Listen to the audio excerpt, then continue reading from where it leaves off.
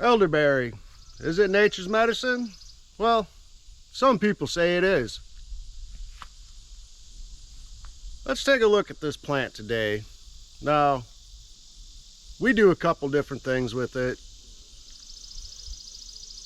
We've got some tinctures going right now. We're actually picking some more berries today. We are making elderberry syrup.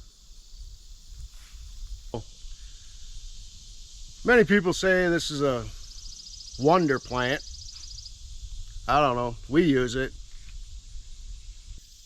There's also been some studies that show that it may help with heart health, may help you lower your cholesterol. It may also help you with diabetes. For those with diabetes, help regulate that blood sugar a little bit. It's high in flavonoids, which can help with cancer prevention. What the flavonoids do, they go throughout your body and get rid of the free radicals that are in there that attack our healthy cells. So now, none of this is proven. These have just been studies. They need to do more. But it does help with the immune system. It is high in vitamin C. It can also help with digestive system because they're very high in fiber, which are good for you. Let's take a look at this plant here. Let's see what we got to do. Make sure we identify it right. And we'll get us some berries picked. So our first thing is we look at the leaves here. We've got a compound leaf right here, which means we got one stalk coming off with leaflets coming off that one stalk. It's not just one big leaf. So this is a compound leaf here. And if you look really close, we've got serrated edges on the edge of it. And this is a common elderberry, so it's got a red stalk coming off. And if we look at the berries themselves, they are in clusters like this. Get in there close, you see it's a bunch of little clusters coming off the main stem there. So you get a bunch of clusters. We just pull this whole cluster off, bring them in the house, pull all the little berries off. So when you use these, you don't want to have the stems in it. You want to make sure it's just the berries. They are not toxic. You don't want to eat them raw. You do have to cook them.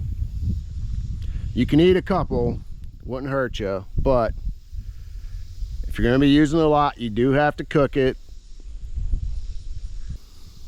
And if we look at the bark of the elderberry tree, you can see we've got all these little bumps on this bark.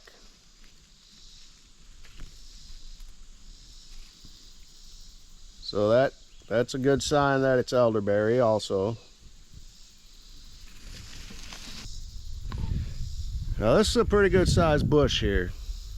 We got lots of berries on here. Some of them are being taken over by spider webs up there.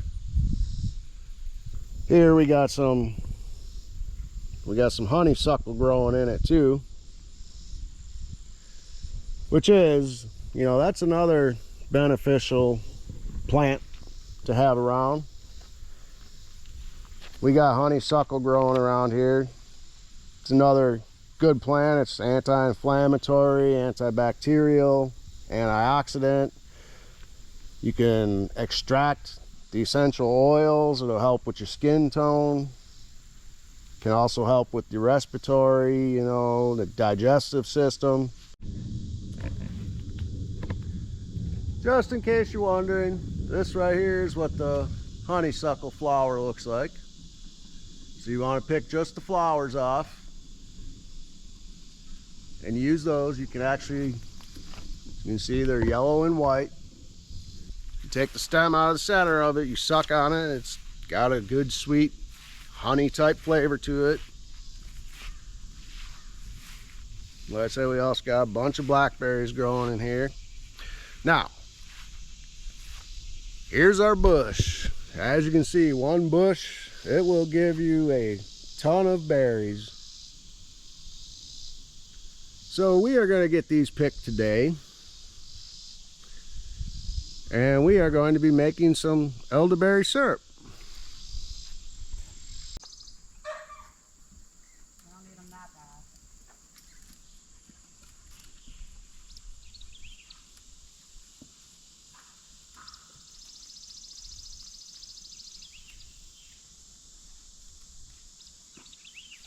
Hit me in the face one more time. You're doing that. Why would I do that?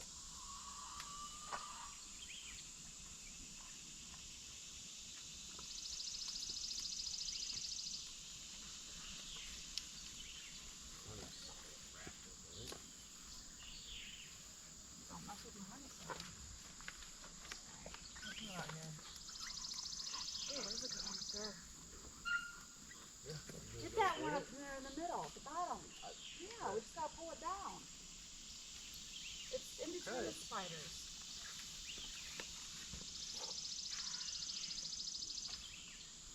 All right.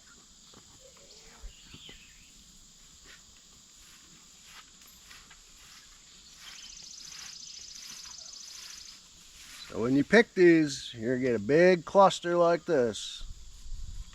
And then you got to pull all those little berries off. And when you use them, you don't want those green ones like that. You want to make sure they're fully ripe. Make sure to clean all the caterpillars off, because you don't want all of them crawling around the house. I just threw one away that had a bunch of them on it. Not a bad haul. Got another one full. Now the joy of tedious work of picking them all off. All right, let the fun, tedious work begin. Yay. Don't listen to him. It's fun. I enjoy it. It's very relaxing.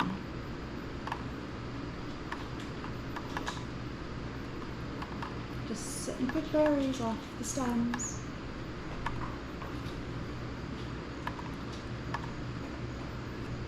See, this little cluster, you've got hundreds on this, and you have to sit and pick every little one off because you don't want stems in it. It's time consuming. What's so funny? I was just thinking about things. What? Reminds me of the olden days. Don't want no stems in it. Really? You can delete that part. It just made me laugh. Okay, I'm done laughing now. No, that part's going in now.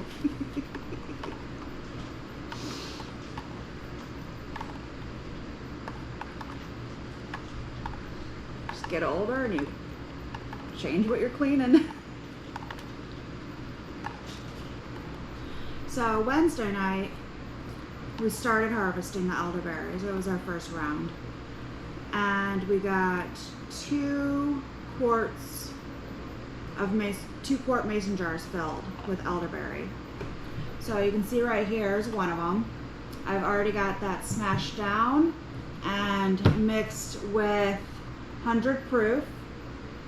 And this will sit for at least 6 weeks, and then I will strain it with cheesecloth and make tinctures. And so we'll have tinctures that we can have of elderberry along with the syrup that we'll be making out of this batch today.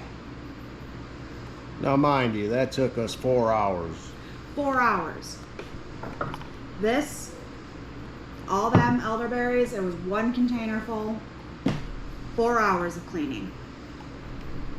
As you can tell, John does not like these kinds of activities. This is more of the behind the scenes things that I do. Making tinctures and canning. Because it's more mindful work and time consuming, whereas he's just get on the tractor and let's go work on the tractor and the road and build some things and go, go, go. He doesn't like sitting still.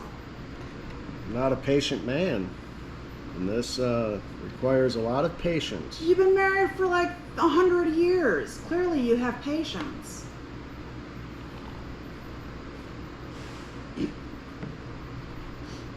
And it's not gonna hurt if you have some little pieces of stem in there. Little tiny ones. You just don't want the thick green ones.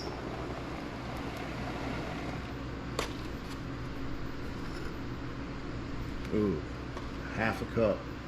See? Look at that. We're killing it. What do we need? 5 more cups of elderberry? No. We need a total of 12 cups in the pot. Yeah. And we're at 5. So we need 7. Correct. Look at that machinist brain still working. Alright, we are starting to cook our elderberry syrup here. So what we got here, we got 12 cups of berries, 24 cups of water. We are going to let this simmer, come up to a simmer, and let it simmer for about 30 to 40 minutes. Then we're going to take it off, we're going to take the berries out, put this back on, and let it boil and reduce. We're going to add a little more flavor and health benefits to this. So I got about a 4-inch chunk of ginger here, sliced up thin. We're going to add that in. I got 8 teaspoons of cinnamon. So we're going to add this to the pot.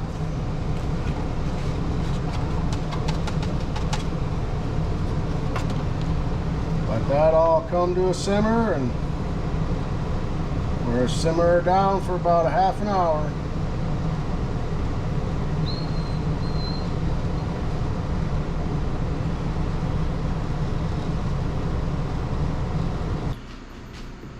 So we've got our elderberry syrup in this pan, which we've reduced down by about half. It's cooled down. So now we're going to be putting it into these half-pint jars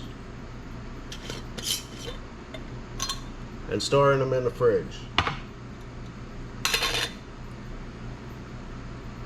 Now we do have some seeds left roaming in here, so I got the strainer. We got some cheesecloth on it. We're going to restrain it before putting it into these jars. Just got a cup.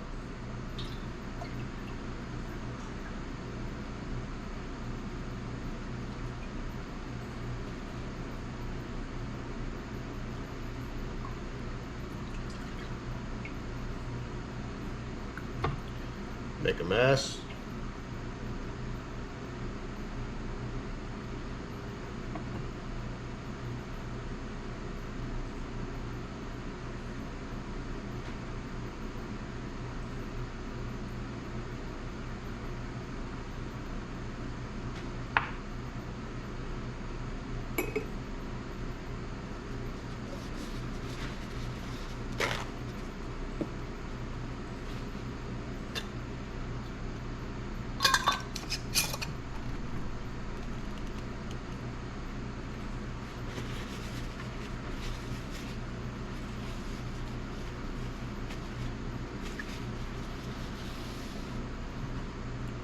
There you go, 1 jar of elderberry syrup.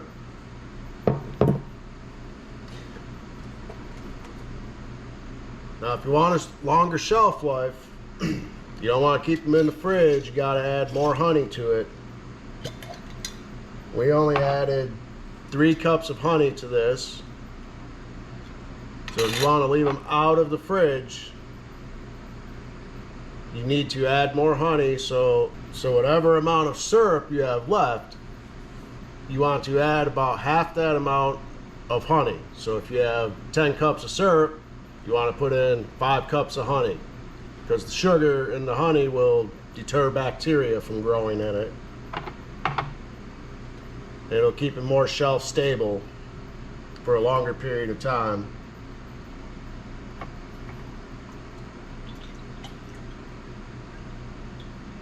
So let's get this all jarred up.